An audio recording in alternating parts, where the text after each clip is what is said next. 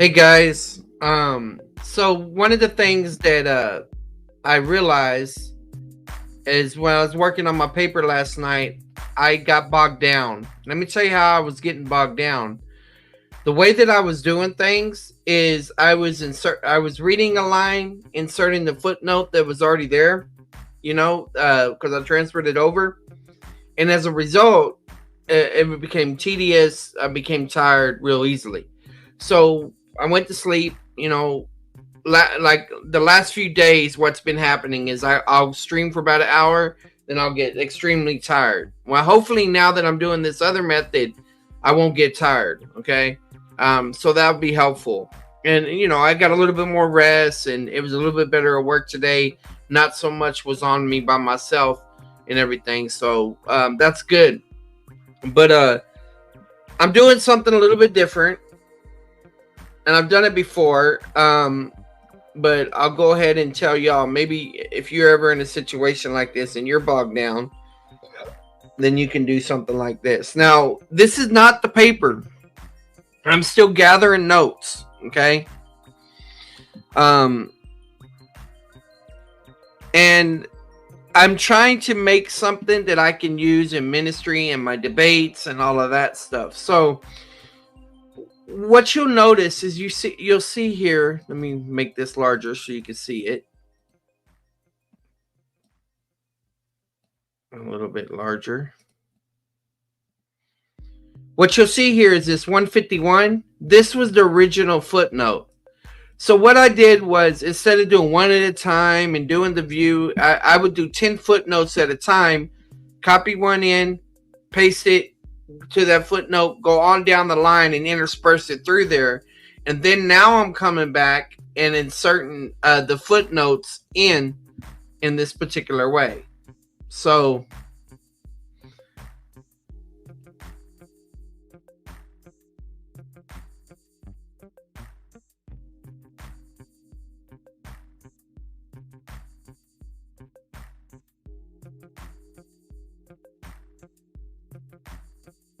all right.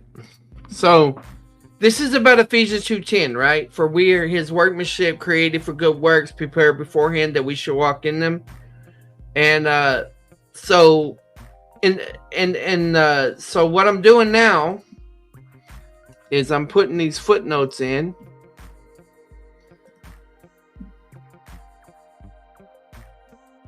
So Ephesians 2:10, this verse is used in much the same way as those above to argue that faith that saves will produce measurable works. All right, so I know I might just say something generic. I don't want that. They say Ephesians 2:10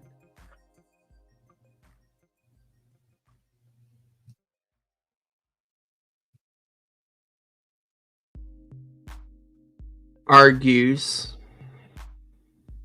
that faith that saves will produce works. But this seems more than the verse really says. Created for means that God purpose.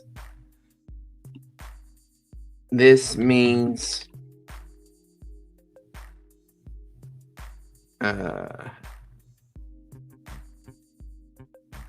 purposed. Okay? Just shorten it down. Now I'll put it with these other notes.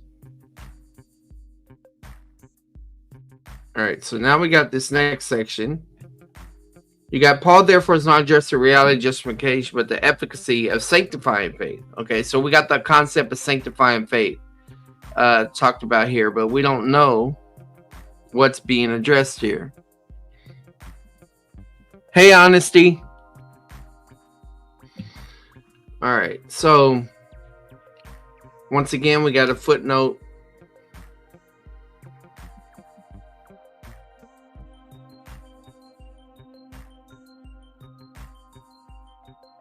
Okay, so we got a quote from Martin Luther on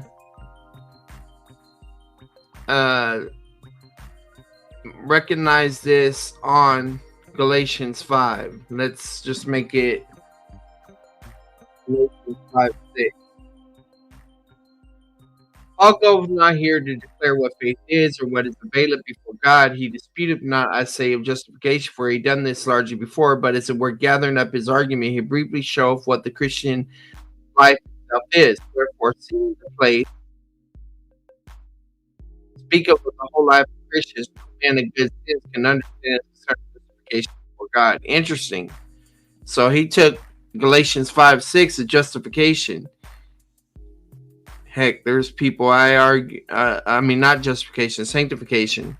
There's people I argue with online that won't even say that. They think, oh, that's free grace. Y'all making up stuff. I recognize this is about sanctifying faith. I use the term experiential faith. SFT said that was the first, one of the times I think maybe the first time I appeared on his channel. There's a short, well, it's a shorter video about it on Galatians where I was interacting with Smokey Saint. And this is one of the passages. All right. Okay, so now we got another footnote.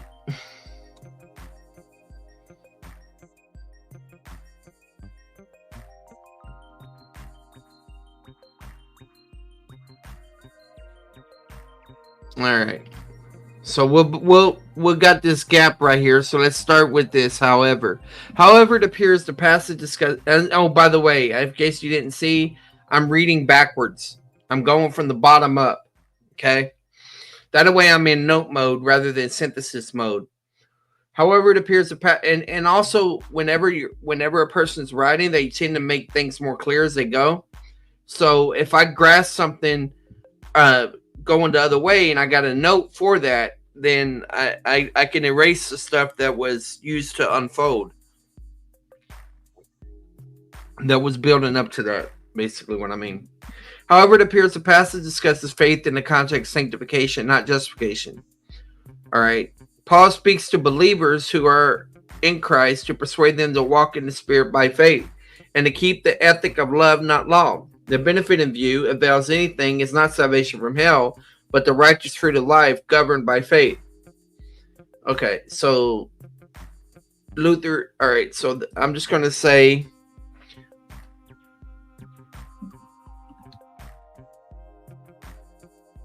Galatians. How about I spell something right? Galatians 5:6 is about experiential sanctification. Now I can erase this.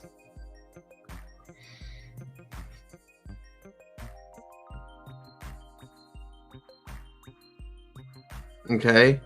And then I can just turn this into Luther agrees.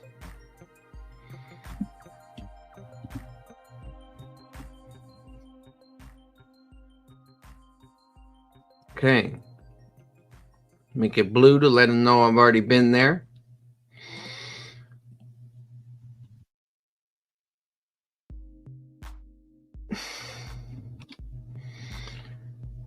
All right. So now we got a new paragraph right here. So let's start reading here. The parallel phrase labor of love and patience of hope in 1:3 confirmed that the post-conversion life of faith is in view. Just as labor is prompted by love and patience by hope, work is prompted by faith.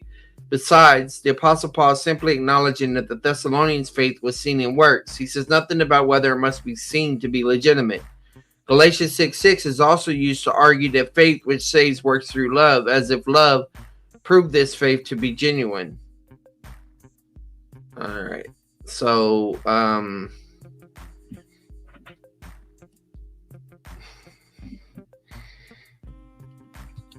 they argue that Galatians 5:6 is saying true love proves genuine faith, something like that. And boom.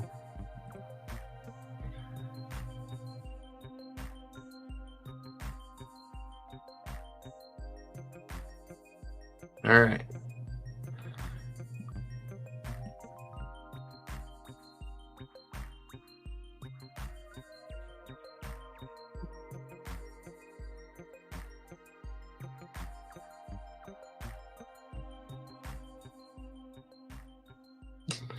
Okay. In the Thessalonian passage, however, the faith referred to is not initial saving faith, I suppose, but the faith which relates to living this Christian life. So that's experiential sanctification faith as well. So I'm just going to put this has to do with experiential sanctification. All right, I'll just say experiential faith.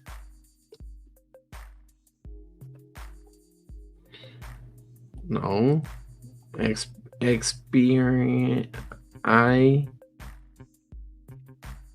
Experiential faith.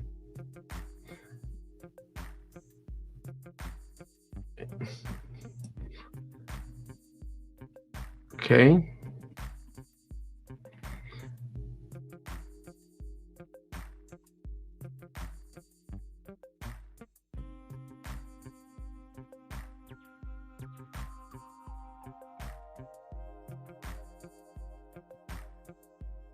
I mean, the faith produces these results. So that's a short enough, pithy sentence that I'll just keep it like that for now.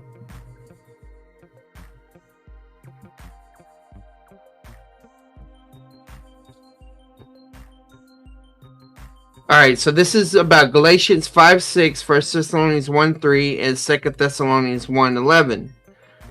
In these verses, faith is associated with works. The phrases faith worketh through love and work of faith are sometimes referred to as proof that faith is active in the life and manifests as activity when producing results in the life.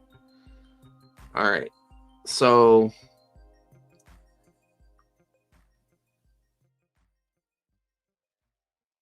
let's just cut this up.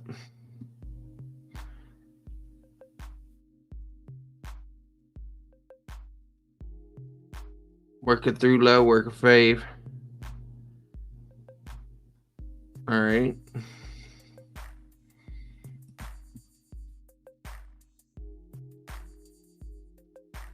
The Black Hebrew Israelites tried using that one on me.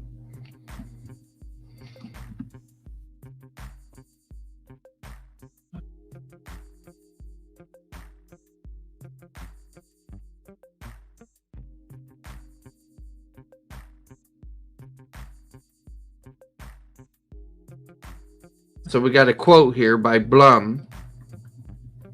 Blum writes in the BKC, Bible Knowledge Commentary. Blum observes, Jesus' response to this question was a flat contradiction of their thinking. They could not please God by doing good works. There is only one work of God, that is one thing God requires.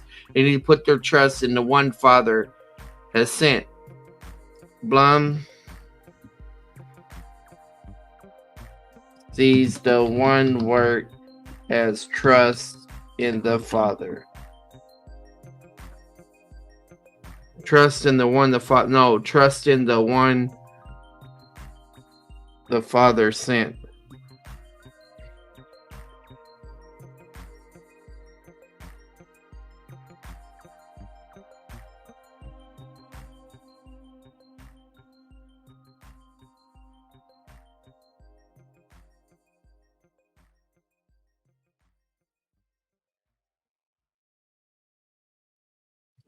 All right, here's another one. This work, however, is not something done as human merit or work of the law, which was what questioners expected to hear signified by the use of the plural works.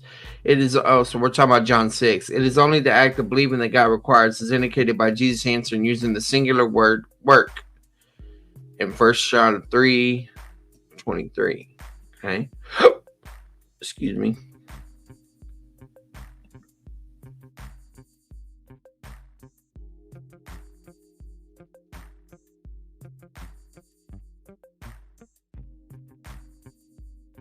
And rather the work refers to which requires, so let's just say the work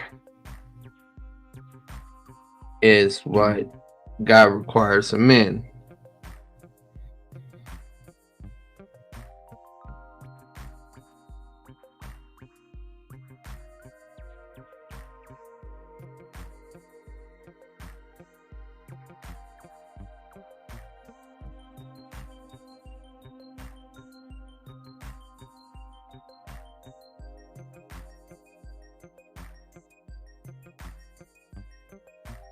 Jesus answered to those who asked, "What shall we do that we may do the works of God? Is it this is the word that you believe in? So believing is not here called a work that God, believing is not here called a work that God produces." Okay.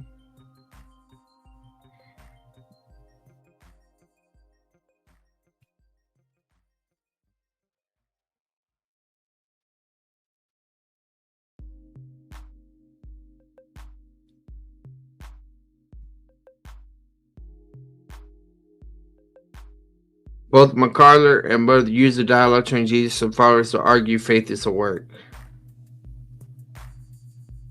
Uh,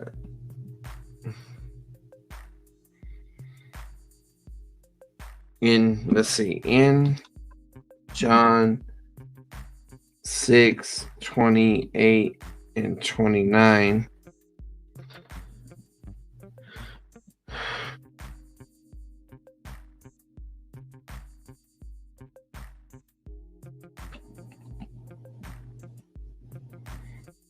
Still getting tired, but we'll keep at it until I get too tired, and then I'll take a nap.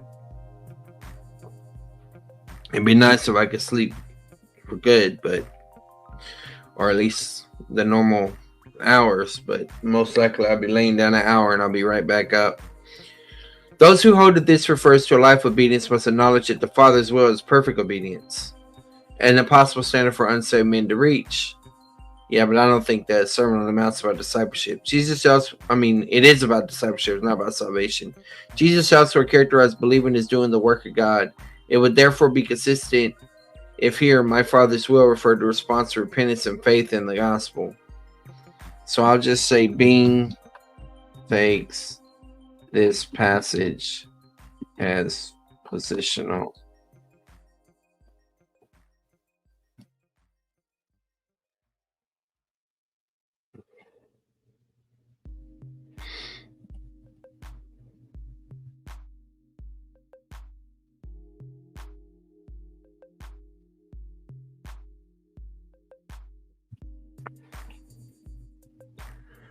All right. Given the understanding of the passage would actually teach against using works as proof of salvation, because the works performed in verse 22 do not reveal the professor's true spiritual condition, as shown by the sequentic rebuke. This sounds like Matthew.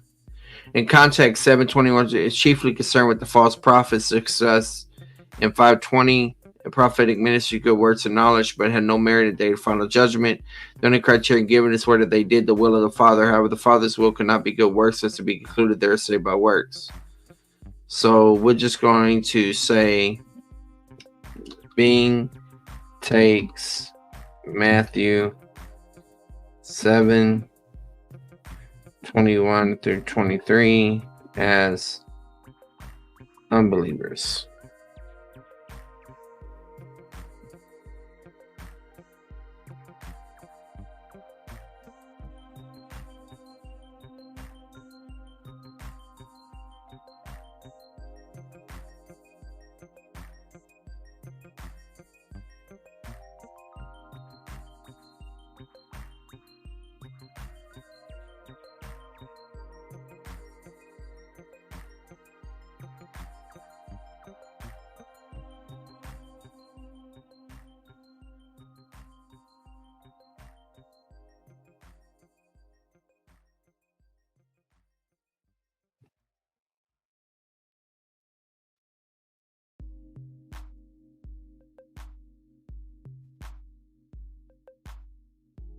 Matthew 7:21 through 23 is another one. And another one.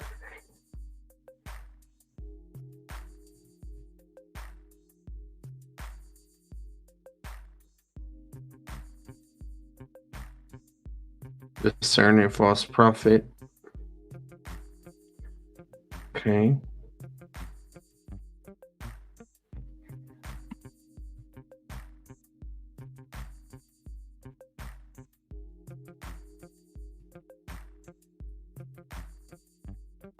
He's found over. You would know them by their fruits. Here, subject past false prophet, correct general, strictly speaking.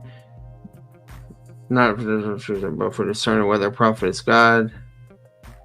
Bad fruit. Initial impression. Company false prophets are discernible words. Believers, sheep's clothing. Speaking of bad fruit. That's true prophet is whether good or bad. Fruits are for good works and words. Alright.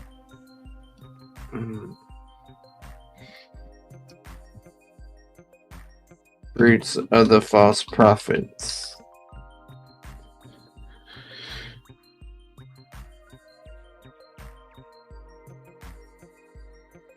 are fruit and words. I'm tired. I don't remember what I just. That don't make sense, but it's all right. I'll fix it later.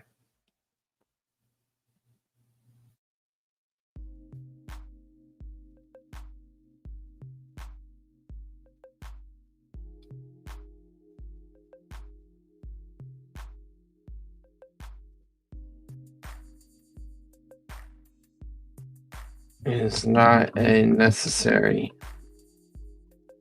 proof of salvation.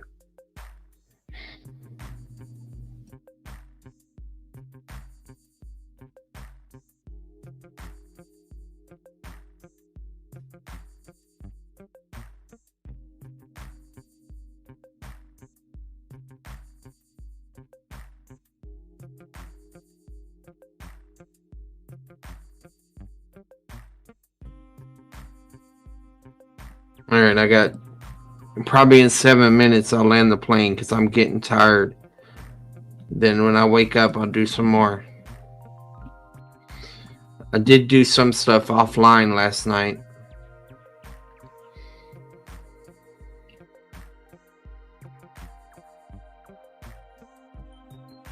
So the weakness of Laney's view of John 15. So we're talking about the weakness of Laney's view of John 15. General is a subjective term when a person is fruitful enough to be considered saved.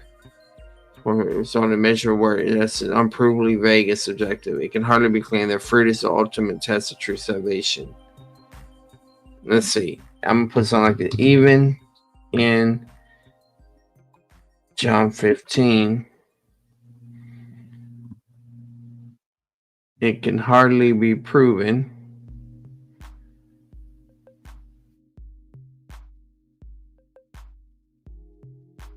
even in John 15, it can hardly be.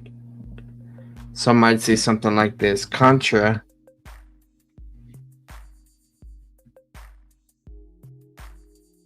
Laney.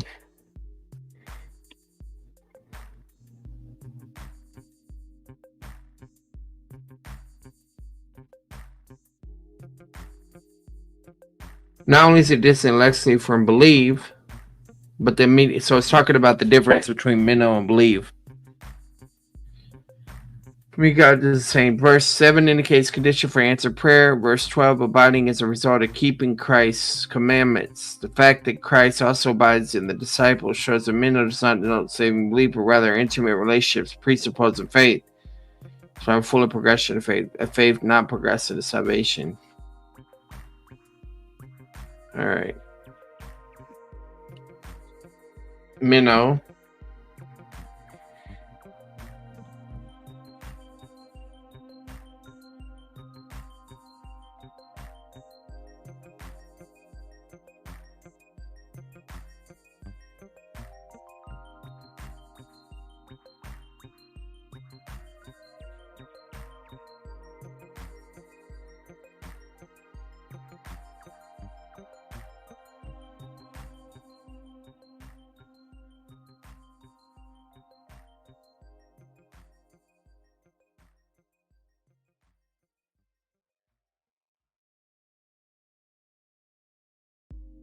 So all of this is saying minnow means.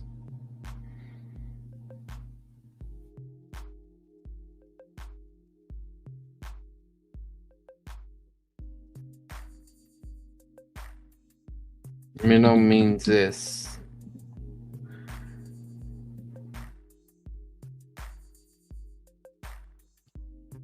Hey, rebuke and reprove.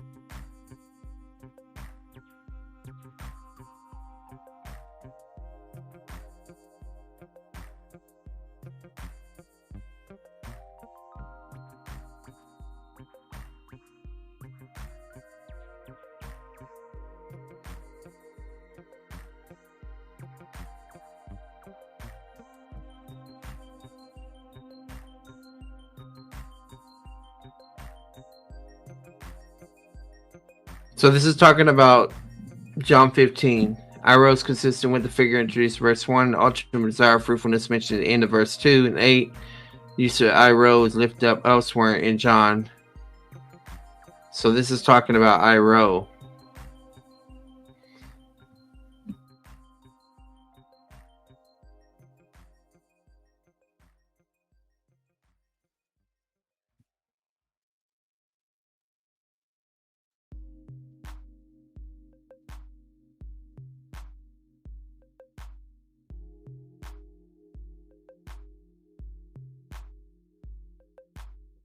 So that's about Zarek. I'll just keep that.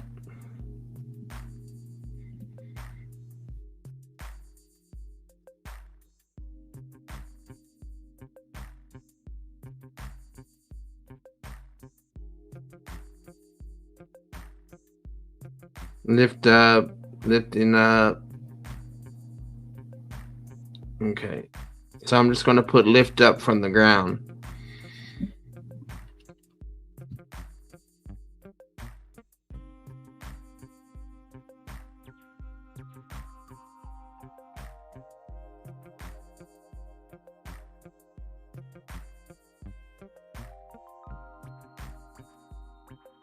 Two minutes and I'll land the plane.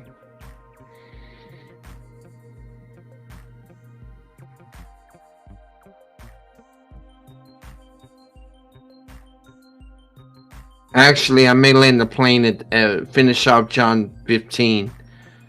All right.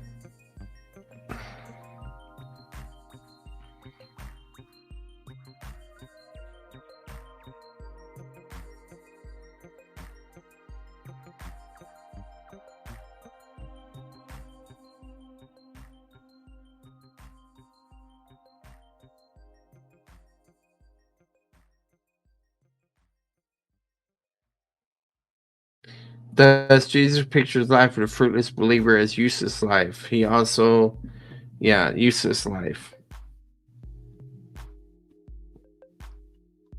John 15 is about uselessness.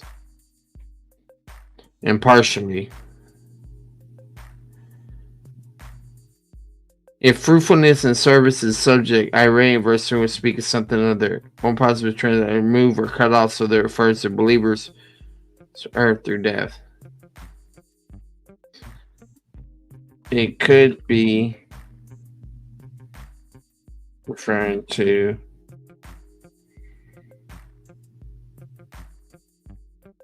divine discipline and death.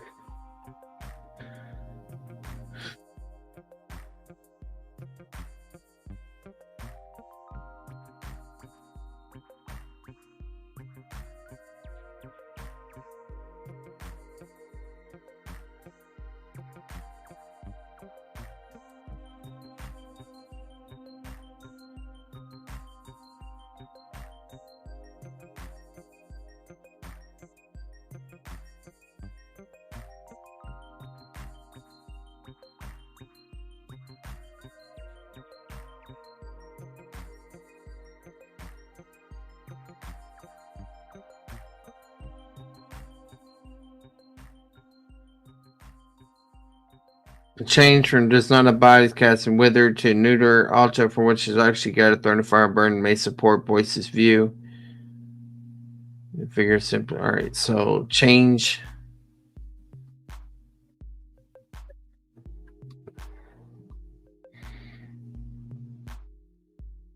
I'm gonna preserve all that.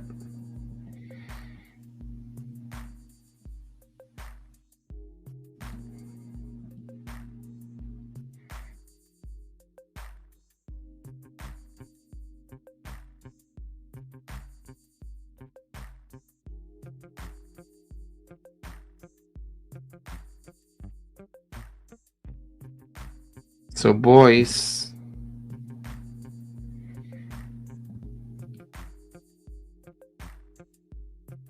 it doesn't mean it's always referring to hell.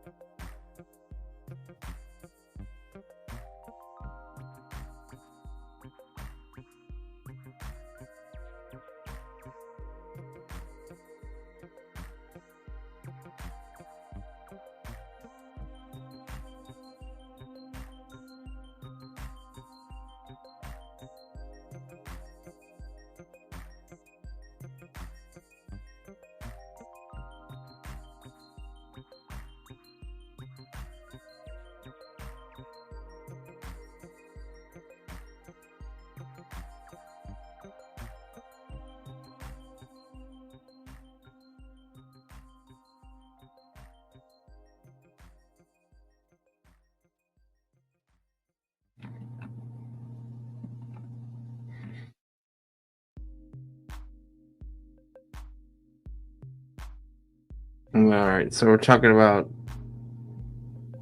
the judgment seat of Christ, fear, Bema, fruitful works to believe because that which burned to verse 6.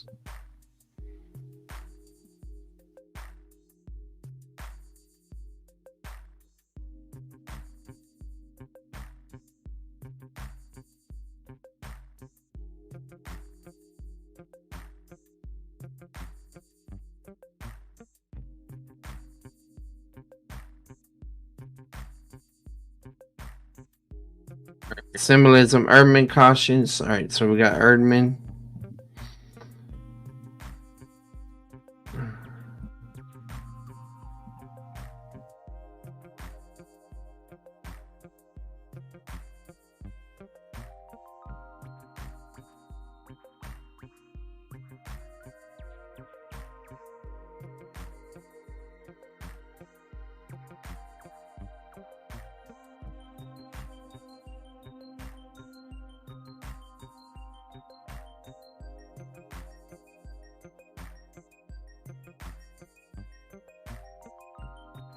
And God the Son, Jesus Christ saves.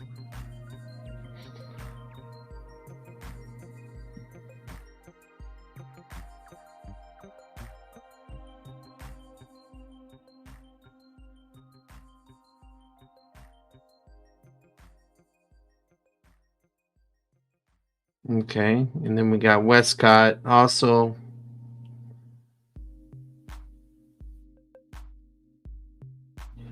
I'll go ahead and preserve that.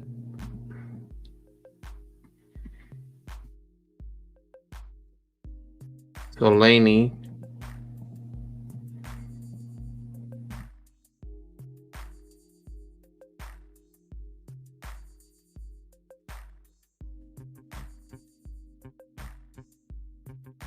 Harrison.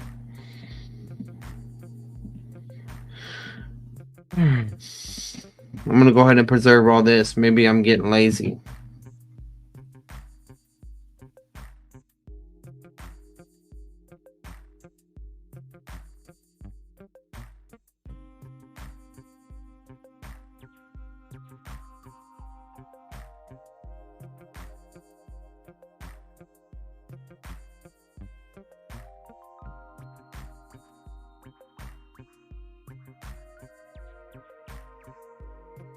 Uh-oh.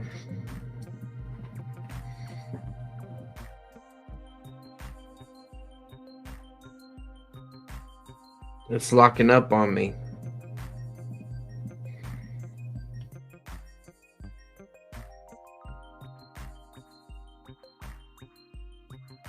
Okay. So Laney. Sees professors, not possessors, in view.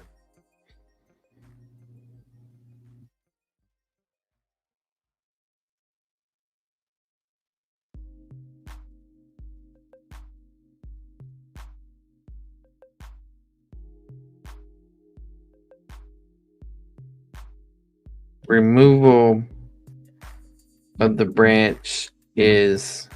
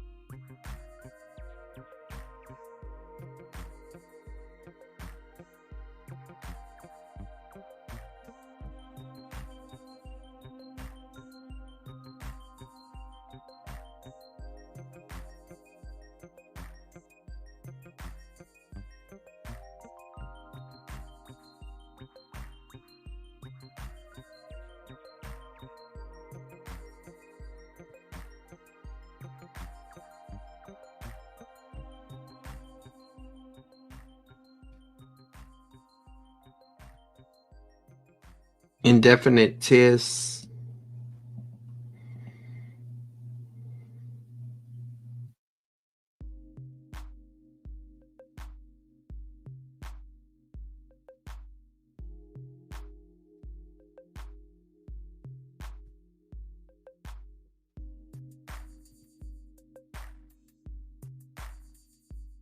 Actually, I don't want to do that.